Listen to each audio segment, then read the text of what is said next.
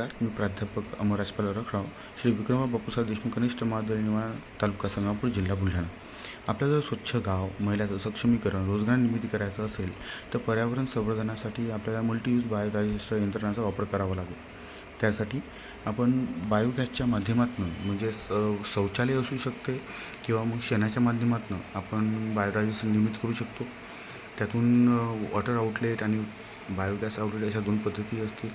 त्यातल्या बायोगॅस आउटलेटच्या माध्यमातून आपण तो साठवू शकतो आणि उरलेलं जे काही पाणी आहे किंवा खत आहे आपण सोनखत म्हणून त्याला आपण शेतामध्ये देऊ शकतो, ज्याने आपल्याला उत्पन्न वाढू शकते.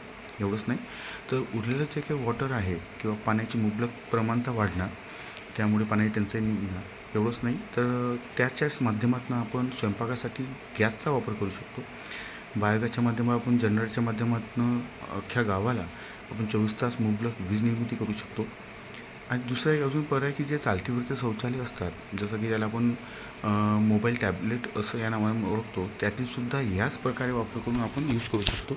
शेणापासून आपण धूप अगरबत्ती, तसेच आपण त्याच्यापासून पंत्या, तर कॉईल निर्माण करू शकतो, साबण निर्माण करू शकतो. महिलांना रोजगार प्राप्ती होऊ शकते, त्यांचं सक्षमीकरण होऊ शकते आणि सुंदर स्वच्छ गाव आपण निर्माणसुद्धा करू शकतो, तेही रोजगारामार्फत. हे स्वदेशी थीमच्या अंतर्गत घेतलेलं आहे.